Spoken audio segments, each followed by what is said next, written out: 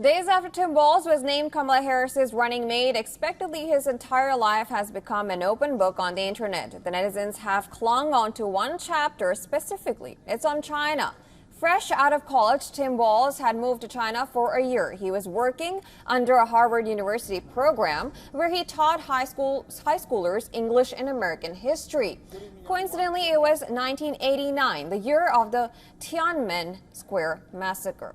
Here's a quick history recap. On 4th of June, 1989, hundreds and thousands of people were out on the streets demanding political reforms, but the day ended with bloodshed as tanks rolled into Beijing's central square. Chinese, till today, cannot talk much about the incident for fear of government clampdown. Coming back to Walz, he has painted a very different picture of China, very different to what's shown to the Americans. He once described his decision to teach in China as one of the best things he's ever done. Remember, Walz met his future wife, Gwen Whipple, during the same stay. The couple even returned to China for their honeymoon. While in a rom-com, this would be perfect script for Americans, it might not sit too well. Washington has actively painted Beijing as an arch enemy. In fact, a recent poll by Pew Research shows around 4 in 10 Americans say China is an enemy of the U.S. relations have deteriorated. There is a trade war going on, and diplomacy efforts are sporadic at best.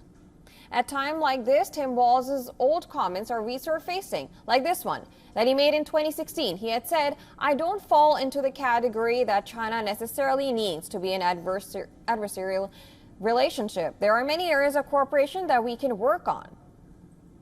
2016 is the same year Americans brought Donald Trump to the White House. The Republican nominee has had an anti-China stance throughout. In fact, his businessman instincts come to fore when he says Taiwan should pay the U.S. for defense since Taipei doesn't give quote-unquote anything back.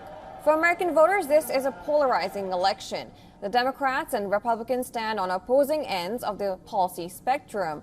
Kamala Harris has more or less towed the same line as Biden's when it comes to China, but she hasn't been very vocal against or in favor of Beijing. Her running mate's China connection is bound to be weaponized by the Republicans. Whether it is Walz's business setup or his meeting with Dalai Lama, everything will make headlines, more so in the next few weeks. The question is, will he be an asset or liability?